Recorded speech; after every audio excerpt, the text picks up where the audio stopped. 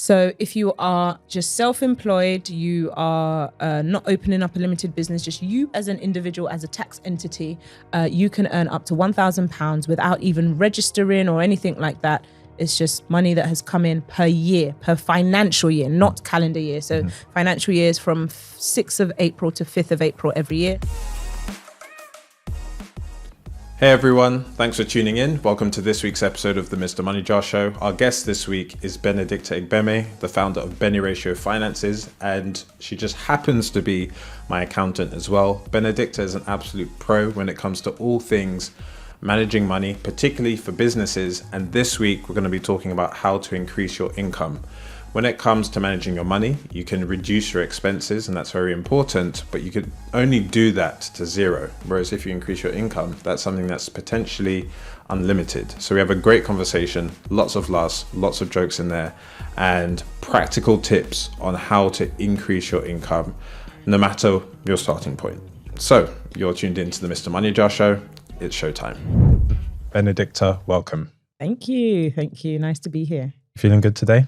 I am actually. I'm really excited to have you on because the topic that we're going to talk about today, how we can all increase our incomes, I think is something that's very timely, very relevant to what's going on in the UK at the moment. 100. And I sincerely mean this when I say I couldn't think of a better person to have on the show to talk about this. So thank you for joining us. Thank you. Before we get into how people can make a bit of extra cash though, do tell us who you are and what you do. So I am Benedicta, as you mentioned, founder of BeniRatio Finances. I'm a qualified accountant and I call myself a finance professional because all the jobs I've ever done all relate to finance, and I've done a number of different roles in finance, but the best, of course, has to be, managing, running BeniRatio Finances, helping new business owners, existing business owners with their finances, their accounting, their tax returns. Trust me, the UK accounting system needs interpretation. So helping business owners like yourself and many other people, just make sure that they're on the right side of the law, understand what's allowable, what's not, help them to reduce their tax bill, not avoid, and just make it simple for them. But in that, we do lots of other stuff as well. So I always say I'm your favorite accountant. I'm not going to claim to be the best, but your favorite, because you will enjoy talking to me, unlike the other accountants that might be a bit too boring. So we do a lot of other things. So I get to do speaking engagements and all of that, teaching about general finance principles and money management. Yeah. So what I love that you said there's that it's about tax mitigation, not tax evasion, Exactly. which is a really important distinction to make. But also you are a terrific speaker, and we started working together, I want to say last April now, or was it the year before, when I saw you speaking at an event? Yeah. Not this, exactly, 2022 April, 2022, and I saw you speaking at an event, I was like, I need to work with her, so thank you. You're a terrific speaker, and seeing you speak at that event, I was just like, I need to work with this person. But let's get into the episode. Yes. So look, we're in a cost of living crisis. A lot of the narrative is around reduce this and cut that and give up your Netflix and buy your own brand cereal and this, that, and the other. And there is definitely a place for reducing your expenses. Yeah. But as you have told me many, many times, you can only reduce your expenses to zero. But one of the great things about increasing your income is that your income is potentially unlimited. Exactly. So I want to start from the very beginning. There's 30 million odd PAYE earners in the country. There's people in paid employment working at companies. If you're just a normal employee, what sorts of things can you do to increase your income? I'm really glad you started with that because, like you said, there's a lot of narrative around, reducing costs and, having a side hustle or another business, which I'm sure we're going to get into. But I think the area of increasing your income in your 9 to 5 is kind of undervalued. Everyone wants to say they hate their job, quit their job and all of that. But actually, learning and upskilling within your employment actually can increase your income, right? When you think about people getting promoted, they promote the best performers, the high performers. If you can actually get onto the next band or whatever, you're going to increase. Most companies have increased banding of about 10K. So if you do whatever is necessary to get onto the next band, ask your manager, right? What do I need to do? If I'm a grade 1 or level 1? What do I need to do to become a grade 2 to get paid the extra 10K? Find that out and, create a plan and do it and get the next band. That's easy. You don't even need to move from where you are. Another thing as well, I also believe, and somebody might say I'm a bit harsh, I think the reason why a lot of people don't enjoy their 9 to 5 is because of what they're doing, and not just what they're doing, but the level at which they're doing it. So if you're in a massive organization, you think about someone who works in McDonald's. The CEO of McDonald's, for example, is having a very different experience to the cleaner in branch ABC on, let me not name any areas, Streatham High Street or whatever. They're working in the same company, but they are not doing the same thing. And so in your company, it's not just about it's not just about saying, oh, I'm an employee. What kind of employee are you? So you need to become a high valued employee. There are many people who are in jobs. I was speaking to one of my friends just a few days ago, and she earns a decent wage, good wage, but she's in the medical field. No matter how high she goes, she has to go into the hospital. And don't get me wrong, I love nurses, doctors. They are the superheroes that don't have capes. But, we were saying, she was like, I just need another job that I can work from home. She's like, I when I hear you saying you're working from home, I'm just like, oh, I wish I could do that. But I literally can't. And she's not broke or whatever. She's in a decent position. But, you need to think about, yes, you're a 9 to 5 employee, but what type of 9 to 5 employee is what I'm trying to get at. What company are you in? There's a lot of bad narrative around organizations that, work you to the ground and pay you minimum. But there are actually some good organizations that actually do genuinely care about their employees. And there are a number of benefits that you will get from a 9 to 5 employment that you won't get. So things like, from a business, things like health insurance. Health insurance, not just for you. There are some companies that will give you health insurance just for you because you're their employee. There are other companies that will give you health insurance for you, your husband, your daughter, your son, even if you want to add your mum and your whoever on, they will add. That's saving money, right? If you don't have to go to the NHS, if you don't have to pay for certain things on your own, and so on and so forth, right? There's loads of benefits. So upskilling, becoming a better 9 to 5 employee, and also becoming a professional. So you can be a 9 to 5 employee, but not have qualifications. So for example, when I finished uni, I had a job in finance, but I wasn't an accountant. So I had to do the accounting qualifications part-time. I'd literally finish my 9 to 5, go to class to become an accountant. And when I became fully qualified, I was then able to apply for another job. I think my salary must have been 20K at the time, or 21, 22. And just by becoming qualified and applying for a qualified accountant job, my salary went up to 32K. So again, another 10K just because. And this one, which many employers will probably not like, sometimes, and this has happened to me, you just need to move to another company. Yep. No new skills, no new exams, nothing complicated.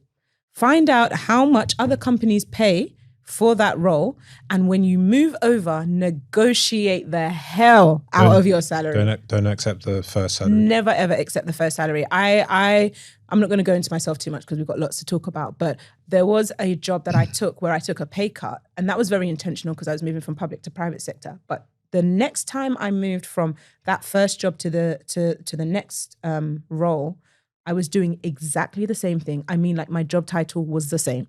My team was roughly the same. Everything was the same, apart from this company was blue and the other company was yellow. For those who know, they will figure it out. This company was blue and the other was yellow, and I got paid £15,000 more. For a sideways move. Sideways move.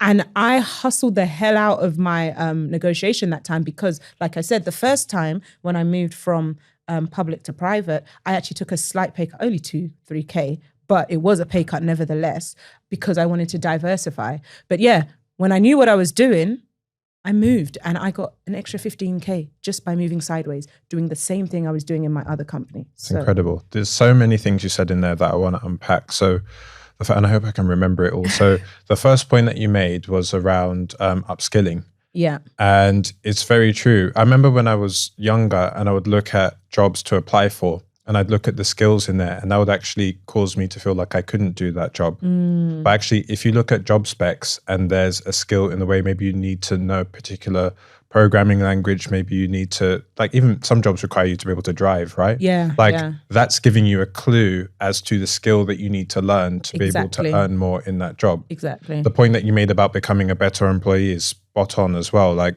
if you work in a company, then you are essentially like a cog in the machine that is that company. But not all cogs are created equal, right? That's right. Some people are working in roles, and I've done this in the past, where your role is essentially like a maintenance role within the business.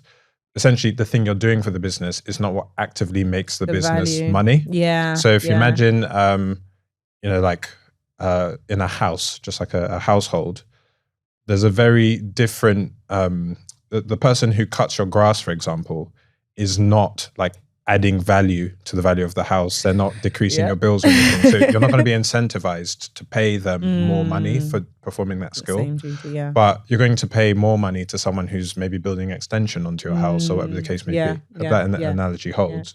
But then also the thing about the sideways move in different industries, there are loads of jobs that don't pay fairly, and that's almost like a topic for a different podcast. But if you moved, say, from like the charity sector into the private sector, you moved from industry X into like the tech industry, which is known for paying a lot.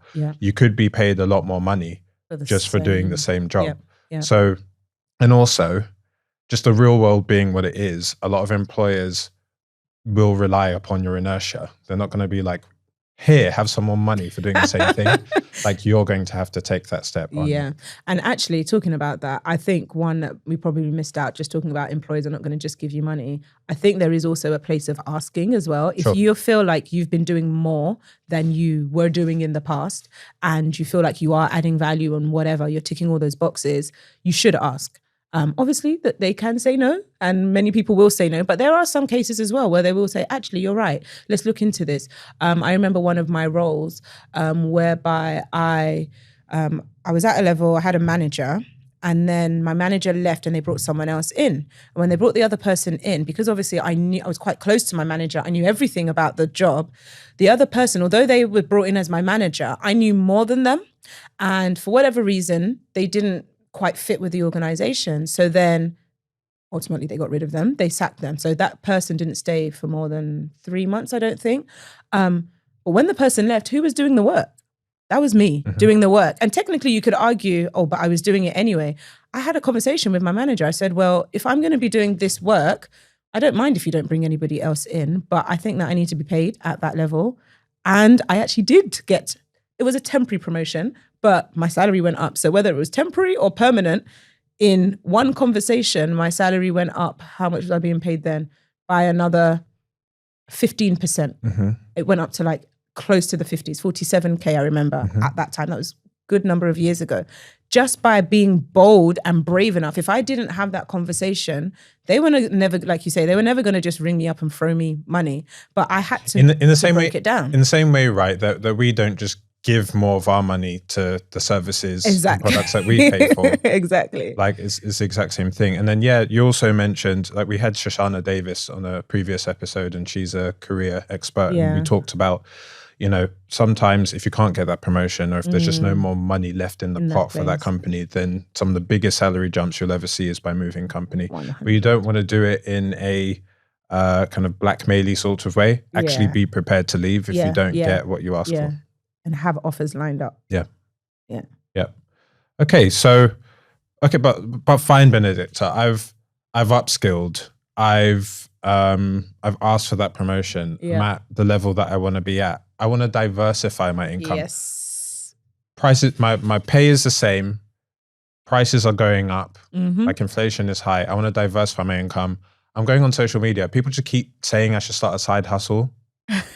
How do I do that? Yeah, side hustle, the number one. I'm sure there should, if there was a ranking of words for 21st century or millennials, I think it came around in the millennial space. Yeah. I'm sure side hustle would be up there in the high numbers.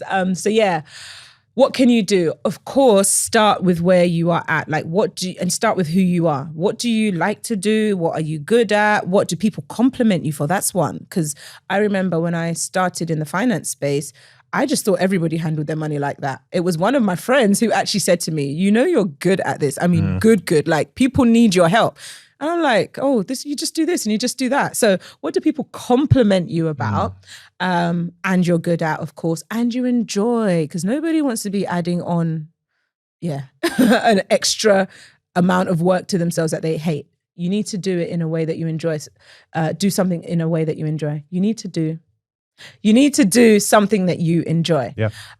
So yeah, what you're good at, what do you enjoy, what are you skilled at? And I think those were the foundation. Yeah, the foundations. I mean that's very similar to a Japanese concept called ikigai, which I talk about. I think the last thing is like what's good for the planet. So exactly what's good for the planet, what helps other people. Because at the end of the day, you have to sell this service, right? So whatever it is that you're good at, you enjoy, and all of that, will somebody be willing to pay you for that thing that you enjoy? And it's very, very important. It's spot on. Like, it's very, very important to understand that when you're selling something, you are selling it to a market. You're selling it to customers. Yeah. And the customers are the people who hold the money that you're trying to earn.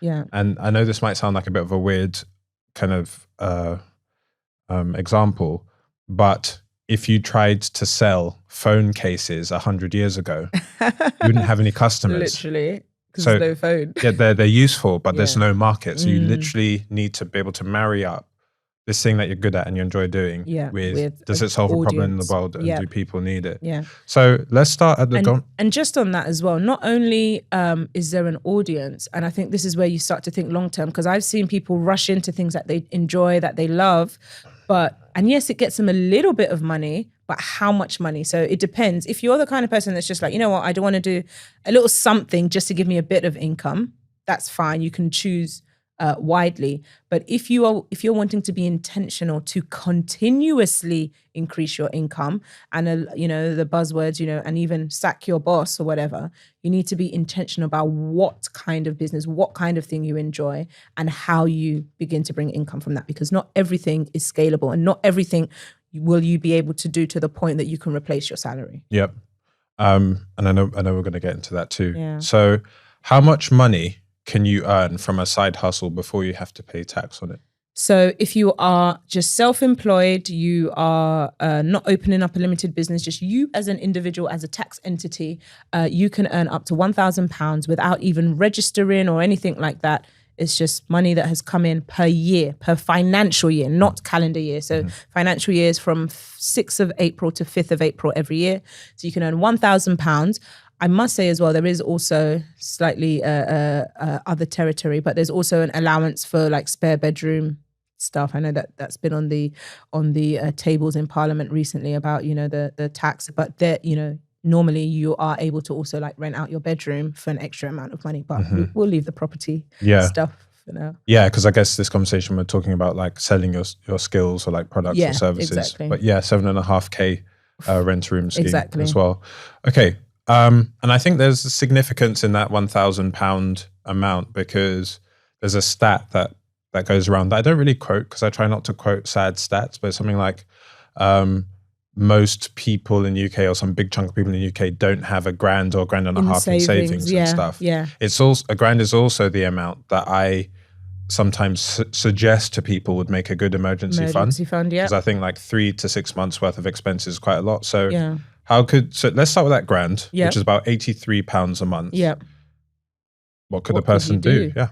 So we talked about what things that you like, things that you enjoy. So now I'm not thinking about anything that's necessarily scalable, but just things that you like. A lot of people like to do hair, like things with their hands. A lot of people like to do hair. They like to wigs, nails, beauty industry is forever there. Think about food. So a lot of people do like, what's it called?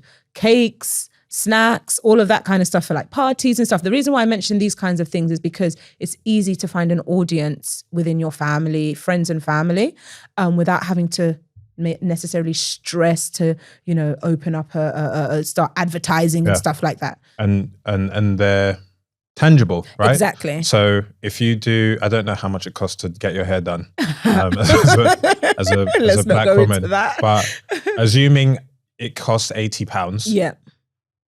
That's one client a month. Exactly, without stressing yourself, and you've already got £1,000. And similar thing with the orders, like with other things as well. You can then tailor it to say, okay, so I know if I do two sets of hair or 2 sets of food or 2 sets of whatever, then I've made X amount. So it's very simple numbers and getting your £1,000, like you say. Yeah, and then in terms of marketing, the tangible nature of these services like hair, like nails, like cupcakes, again, is you do the hair, you ask your client, can I take a picture of you? Or well, it's Exactly. 2023, so can I take a reel of you? You do a little 360 thing, you upload it to your page, and then that, when people ask, oh, so who have you done? You send them to that page. That's a very simple. And you know what, right? You don't even need to have a page. With that kind of stuff, your WhatsApp status, I'm sure you can find somebody in your family like, oh, did you make that? In fact, just because you made Word of mouth, they will literally take it from you. Yeah. Those kinds of goods and services, they're not even, you don't even need to have a whole page, I would say. Yeah. Yeah. Yeah, I agree. Word of mouth is really big. I used to make beats. Oh, really? I used to have my first business was called Beat Maker. I all know about that. Mr. Beatmaker. Yeah, that was literally, well, we won't even go into the names, but I used to make beats. I used to do graphic design, and it was low ticket items, and it was in this kind of £1,000 a year range where, I was a teenager, so it was quite a lot of money. Make a beat, do a MySpace page. Graphic design is a really good one, especially in this social media age, right? Everyone wants to have a picture of something or whatever. You can easily start to make money in that space. Especially with tools like Canva and stuff. Exactly. Okay, fine. So I've looked inside. I've gotten an idea of what I'm good at, what I enjoy doing. I found the market. I've side hustled my way to £1,000. Okay. Happy times. But that's my emergency fund now. Yeah. It's in my savings account. I still need money every month. Yeah. And this is where scale comes in. Yes. So how do I make £1,000 a month? Like how do I then get to that next? So scale, we talk about just under £100 a month. Yeah. How do I then take that to like £1,000 a month? Because that, if I reckon if most people had an extra £1,000 a month, that would help out a lot. 100%. So this is where you want to start looking at things that are not physical, not tangible, because with anything physical and tangible, there's only so much you can make. And you want to start looking at services like online services. So your ebooks and your also things like affiliate marketing, where you can recommend somebody else's product online and you just get paid a commission just for selling. I had one of my self-assessment customers who was making literally someone's a full-time wage, just by recommending a particular course in a particular space. And he would just advertise it to different people in different ways, in different groups, like on Facebook and stuff like that. And every time someone signed up with his name or his code or whatever, he would get paid. And for each sign up, he was getting paid at least £400-500. What? Really? Yeah. And also talking about that, I'm talking about my customer, my brother. He did a course on shout out Roland. He did a course on UX design with this company. I'm not going to say the company because they're not going to pay me, and then he just started talking about it on his YouTube channel. And then they found his page and they were like, oh, wow, we've had people sign up from your thing. And then they started paying him. And he was getting paid like £250 per person that signed up. And I remember then, I don't know if he's still doing it now, but I remember him sending us screenshots. He was like, oh, wow, guys, I just got paid like £1,000. I just got paid £2,000 from doing what he was doing for free. So if you can find stuff like that, once the video's up, the number of people that it's up forever, so affiliate marketing, digital products. Once you've made an ebook or you're selling somebody else's ebook, I don't know, somebody else likes to write it. I don't know, please no copyright. Once you've done that, it's online. And the only thing you have to do is maybe advertise it with a bit of money here and there if you want. If not, just continue doing what you're doing, maybe sharing the links and all of that. And people can also word of mouth still works in this space. Oh, I read this book. Oh, I did this course. I did whatever. And then people sign up with your code or whatever. So that's a really good space to be in. And that starts to bring in more income because, like I said, with cakes and hair and flyers, there's only so many hours in a day, which reminds me that when you are increasing your income, you need to be careful. This is for the PAYE, sorry, going back a little bit.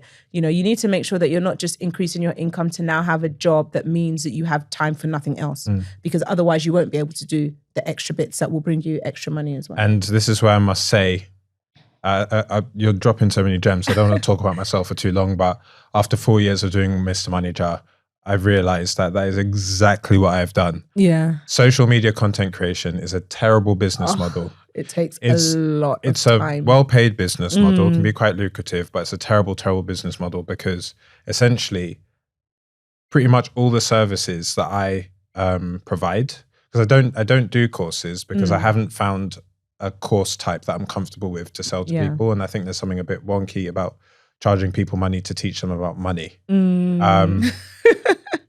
Personally, just personally for me, but my business is worse than the hair business. It's worse than the cupcake business, because when people place an order with me, you literally I am the product. Yeah, I turn up at their address and I have to give a talk. And it's just like, if I get 20 talks, you need to show up 20 I times. need to go to 20, and that could be anywhere in the country. But then this then comes now into value, right? Yeah. So first of all, and I love giving talks. I was by just the way. about to say, Please exactly. keep I was going to me. say, first of all, I know that you do it because first of all, you enjoy it. So and I care it's a lot. not quite like work. And that's why one of the things is doing what you enjoy, right? So that it doesn't always feel like work. But then this is where it comes down to value, right? Because if you're doing 20 talks, and I'm just making up random numbers, if you're doing 20 talks and getting paid £100 for these 20 talks, how much is that bringing in? But then as you start to increase your value, maybe rather than you having to do 20 talks, you can do 5 headline talks. If 20 people are sending you an email, hi Timmy, we want you to come today, can you do this? Whilst you might care and you might want to do all of them, you want to be in a position whereby you can say, actually, I just need to do these 5, or I just want to do these 5, and you're paying the right rate, or they're paying you the right rate, sorry. So you're still earning a wage. It's not like, oh my God, if I don't do all these 20, I'm not going to have food in my fridge. No, are you pricing? So this comes into pricing now for your services, because there are a lot of people who get into this whole side hustle entrepreneur thing, and the price is really not right. No. It's really not right. So if you could do one talk that will pay you £20,000, I think you'd be laughing. And I think that once it gets down to it, that's where the universe you want to be in, right? You want to be. I was just looking up what the average salary was, because my next question was going to be, how could you replace the average salary? So I'll just put that down here. But yeah, that's what. So firstly, I love my job. I feel like I've won the lottery. I love giving talks. I love the content creation. I love everything. But the thing is, I want to help millions of people, and I can't do that just by myself. So where I find myself now is in this period of growing pains of like, how do I scale this past myself? Because I literally cover myself in bubble wrap, and I post myself. So this is where I talk, especially as an accountant talking to business owners, this is where I see so many people in this space. And for me, and I think I've shared this in other spaces, you know, for me, the game changer in my business was getting help.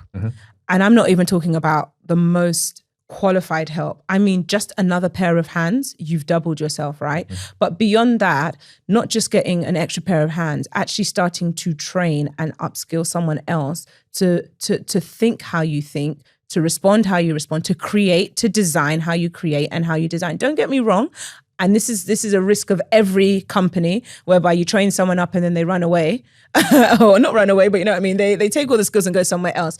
But you know, I want to believe that if you treat them right, pay them the right amount as well. And also if you have contracts, i.e. 2 years, 1 year, 3 year, whatever, I'm going to teach you, train you how to do this. We were talking about it just before we started, right? How one of my assistants, I wanted to actually have her trained on social media so she can be better. She's doing it already, but I wanted to be better, right? That's a risk to me. I'm going to pay for that. And she could technically turn around in January and say goodbye. But actually, if I treat her right and I'm building the right relationship, I want to believe that she would actually appreciate that I've trained her right. So for you, you know, how can I, and of course you might still need to do the talks because they want to see Timmy, but some parts of the business that can be done by other people, who are you training and who are you showing how to do that? Yeah. I mean, hashtag feel seen. So we talked about, just literally making the trading allowance, side hustling up to an emergency fund. We've talked about making £1,000 a month.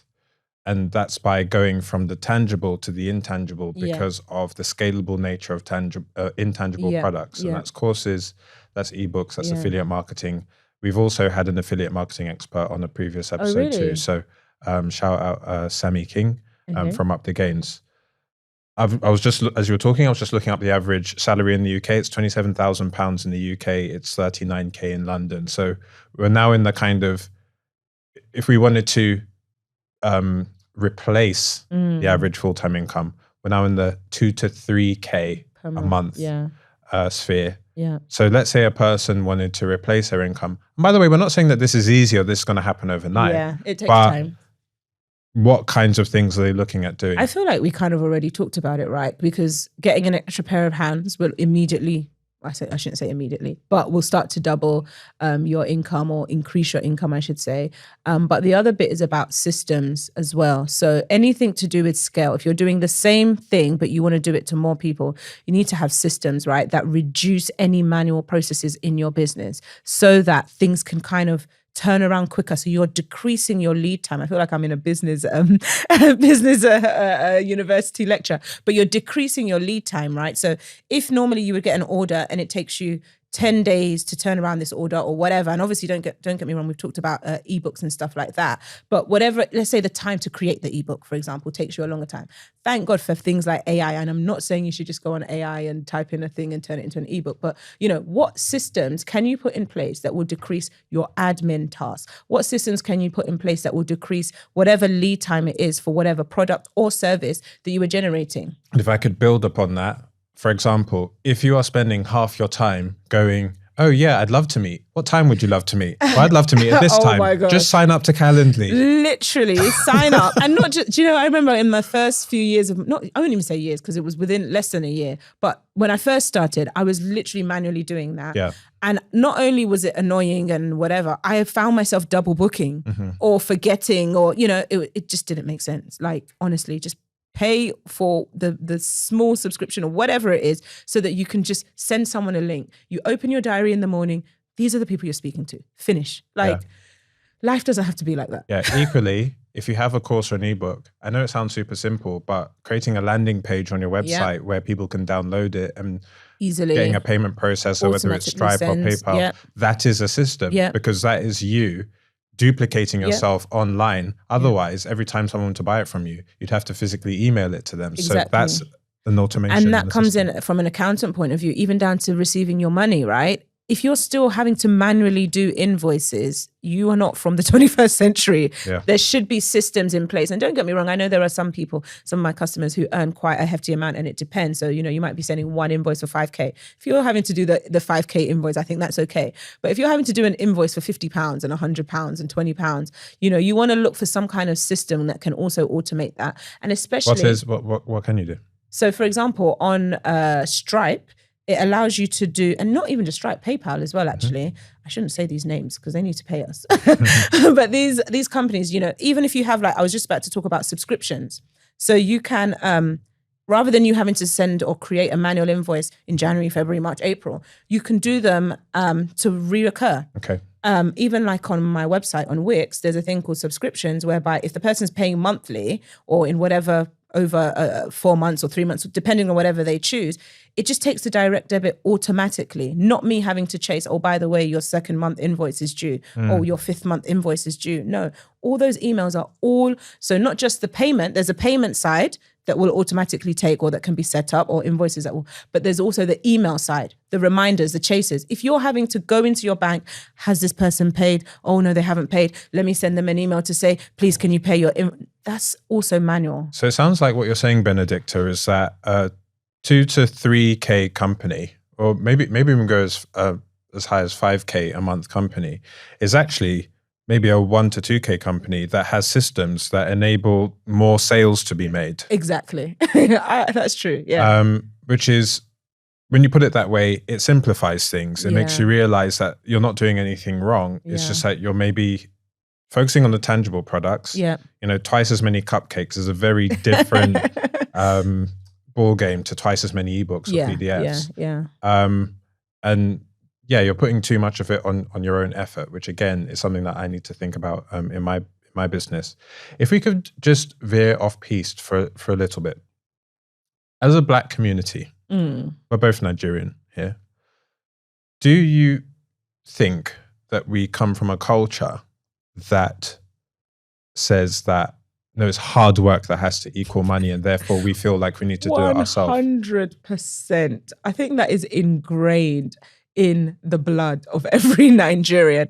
I was saying, I was doing a speaking engagement literally just last week, Wednesday. And I said to them, I said, if you're a Nigerian here, I think every Nigerian child born to Nigerian parents, and especially if you're first generation, I think we all need to go to therapy because no, seriously, some of the things that were said to us were just not right. And, I was talking, a lot of our money issues come from the kind of houses that we've grown up in.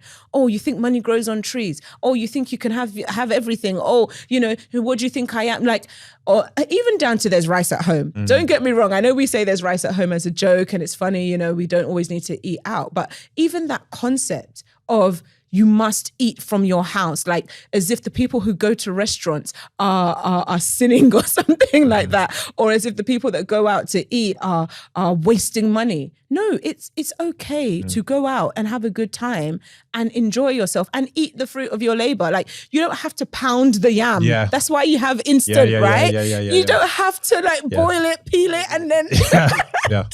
Yeah, but it's not sweet enough if I don't pound it. I was going to say some people still do that. They still believe it. Don't get me wrong. Maybe, I don't know, maybe special occasions, but come on, imagine every single day.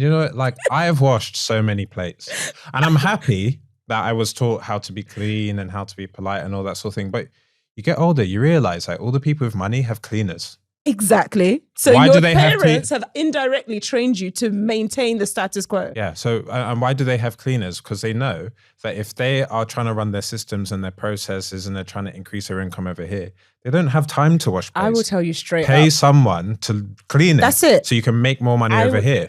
And that's literally how I live my life. I will rather pay someone. I pay my cleaner £40. That's not, in fact, her rate is £36. I pay her £40 because she's doing me a favor. I don't ask, she always says, I don't have change. I'm like, keep it. £40 to clean the house so that I can sit on my laptop and think of more ways to make more money. And the money that I'm going to make, if I sit down and do a speaking engagement, for example, I'm just throwing numbers out there. If I'm doing a 1 hour speaking engagement and I'm being paid just for simplicity, £200, and I have my cleaner in the house and she's cleaning for 3 hours for £40, I will rather find out how to do 3 more speaking engagements. In fact, just doing 1 speaking engagement, I have change left over. So, we have to be smart. It's not just about the hard work. And there's this pride of, I did this myself. And don't get me wrong, there is a place and a time for that. But if you're doing that at the expense of potentially being more profitable, more fruitful, and being able to afford more things, I don't think that that's the right thing to do. Here. I completely agree with that. I just had to ask you that because I call it the pounded yam mentality as well. So that's why I found it so funny. Look, there is virtue in working hard. You have to work hard to make money, but you have to work smart as well. Exactly. What are you working hard in? Yeah. Are you working hard in the things that are not going to provide value? Like you say, cleaning your house or making food or whatever. It's not necessarily providing income.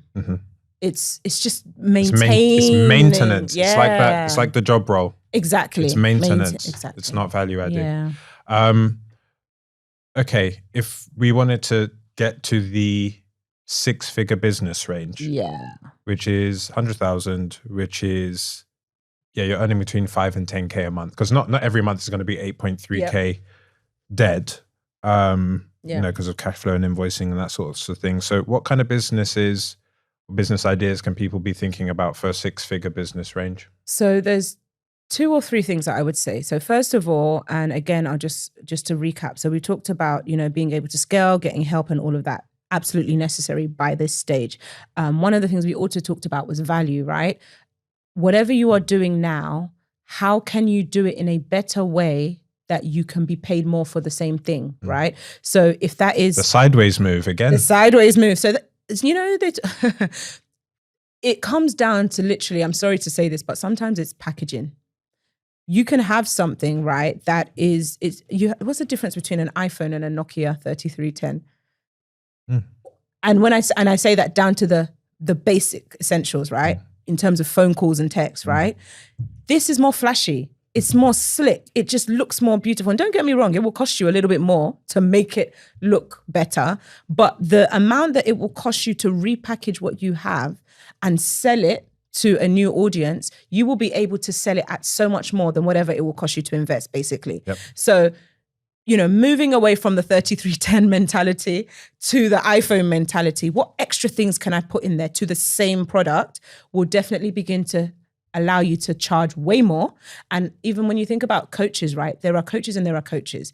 There are, and then this happens to everything. There are cars and there are cars. The difference between a Nissan Micra and a Mercedes GL or a Range Rover, like they still ultimately do the same thing. We use them to move from point A to point B. But the Range Rover extras, what they put in to make it flashy and what they charge, they might put in an extra 10 grand and they're charging you an extra 30 grand, an extra 40K, for example. So how can we start to think on that level? What I'm doing, how can I repackage it, repurpose it, add to it, add some bells, add some whistles, a 4-star, 5-star package. And then the next thing I would also say is, gone from my head. Well, to build upon you talking about the 4-star and 5-star, we've got to get you back on, by the way, because almost at the end of the episode. But I love talking about making money. Like it's so exciting it's so like infinite and limitless. But on the 4-star, 5-star package, there's an exercise I heard one of the co-founders of Airbnb talking about. I forget what podcast it's on, I'm sorry. But you can literally sit down and play a game with yourself and say, I want to sell someone a cupcake. What does a 1-star package of that look like? I just throw the cupcake at them. Okay, so what does a 2-star version of that look like? In a plastic bag. Maybe I put it in a plastic bag. Maybe I put it in one of those like rice like holders. Cakes, and maybe I put like a squiggle of icing on top or whatever. Okay, what's a 3-star version of it look like? In a box. Maybe I could put it in a box. And maybe I could print their face onto it. And maybe I could write Benedicta in icing inside the box. Okay, what does a 4-star look like? I send them the cupcake and then I send them like a card inside with like a nice personalized message. Yeah. You can actually play this game with yourself. And maybe the 5-star version is like something crazy ridiculous. Like I take the cupcake to their house and I sing them a song and I shine their shoes. But it's a brainstorming activity where you're going, how can I add value to the service that I've already done? Because like branding works. Like people will spend... It's like cars, it's shoes. People will spend 10 times the amount on a pair of shoes just to have the right branding. That's packaging. Branding is packaging. Customer service is packaging. Spending time with people, FaceTime with people is packaging. These are all things that are done to us. Even as consumers to make us pay more. Even down to how you present like your proposal, your website, or whatever it is that you're selling your thing on. When we first started this conversation, we talked about like literally just taking a picture of you doing hair or whatever and putting on your WhatsApp status. The person who's in the 5-6 figure is not using WhatsApp status. They have a good website. They have a good social media presence. They are everywhere that they need to be, like you say, those extra bits. But I just remembered actually what I was going to talk about in terms of scaling up to 6 figures. The other thing apart from having the 4-5-star package of what you're already doing, is starting to look at the before and the after of what you're doing. So you want to diversify in that business. You're not just providing one service now, you're looking at other things. So for example, like with yourself as a finance coach, a book or whatever, or a training course, so you're looking at further down. So you've met me in this talk, in this speaking engagement. Oh, Timmy, I really like you. I really like what you're talking about, blah, blah, blah, blah, blah. How can I do this practically? So you want to be able to provide a service that means that when they're not with you physically, what can they look at? What can they read, right? And so that's from like a coaching point of view. So you're providing a service that's still related to your business, but at different levels for different people. And similarly, like if you were doing a one-on-one coaching, for example, that's adding, I want to spend one-on-one time with you, go through my finances and give me advice for me. Yeah. So of course, you're going to charge that at another level. These are the different things that start. There is no company that just sells one thing. Oh yeah, I mean, that would be like that'd be like going to Curry's PC World and they have like £1,000 TV there or something. And that's it. And they go, do you want the TV? No? I see ya. Like they're gonna make sure that you leave with a pair of headphones or a mouse mat or something. You have to, like, how do you get every customer at every level, at every affordability point? So, because there will be people that will come to you who can literally only afford the £10, £20 ebook, right? You want to be able to serve them. So now this is talking about service, right? Serving those kind of people, serving the person who can pay £100 or whatever, a ticket fee or whatever, serving the person who has loads of money and they're like, I want you all to myself, right? What can I do to get you in my, to have one-on-one time? Serving at all of those different levels will begin to expand your business. And then also I think about companies who it's not surprising, Colgate toothpaste sell toothbrushes. So complementary products. If your customer is going to need to buy, I don't know, I'm trying to think of something. They're going to, just the toothpaste bit. You know, if they're going to buy toothpaste anyway, like you said, you're going to walk into Curry's anyway. If you're buying a TV, you might need a TV stand. You might also need a skybox or whatever, you know, just different things. If you're going to come in and buy toothpaste anyway, you're probably going to need a toothbrush at some point. So I might as well make the toothbrush so that you can buy the toothbrush from me. Yeah, we're getting into so much here. I'm gonna have to call the episode here, but I'd love to get you on to do a part 2 because we're getting into funnels, we're getting into product ecosystems, we're getting into, and this is how you can make those, when you combine this with the intangibility, with the customer service, with the 5-star experience. We haven't even talked about subscriptions. Oh, we haven't even talked, yeah. Let's pick up this conversation down the line because making money is really, really exciting. It is. Income truly is limitless. And we can both speak from the perspective of people from the Black community that, yes, our parents loved us and they actually did a great job in the main, but there are certain mindset things and certain things around having to do the work and like the product needs to be tangible that we just need to work through if we want to make additional money. To round out the conversation, and I've loved this conversation. I always love our conversations, Benedicta. What's the best money advice you've ever received? Who shared it with you and what did you learn? So best and first proper money advice that at least I can remember was one of my other mums. I have loads of mums. One of my other mums, she'll know who she is if she sees this clip, was that she said to me when I started like getting money for, like at uni and stuff like that, started having more of my own money. She was like, every penny you make must have like an assignment. It must have a role. It must be given something to do. Like there should never just be money just there for this. Even if it's for savings, say this is for savings. Even if it's for fun, this is for fun. This is for restaurant. So assigning every penny, giving every penny an assignment. That has been foundational to improving my finances and foundational to everything that I've ever done with my finances. And of course, when I advise other people as well. So yeah, it makes you a good steward and therefore you're able to account for all of it. And so even as it's coming in more and more and more, you're able to do more things. You give money a purpose. And so therefore I believe that it's even attracted to you more because you're going to use it properly. People who just, it's payday, right? Let's go down the pub. Oh, it's payday. Let's go on ASOS. Oh, it's payday. Like your money doesn't have an assignment, it will run away. Oh no, if it doesn't have an assignment, someone else will assign it to themselves. Exactly. Yeah, someone else will assign the money makers that are doing the 5-star packages. Yeah, they'll find a way to take it off you. Benedicta, this has been amazing. For people who want to find you, where can they find you? You can find me on Instagram, that's the main place. But also TikTok, of course. Where else? Twitter sometimes. And of course, you can send me an email. Why not? Yeah. And BeniRatioFinances.com. Awesome. Thank you very much for coming on. Thank you for having me. Hello, everyone. Thank you very much for watching this week's episode of the Mr MoneyJar Show. If you enjoyed it, then please do subscribe as it helps out the show a lot and enables us to continue running. Anyway, we'll be back next week with another special guest. I've been your host, Timmy Merriman Johnson.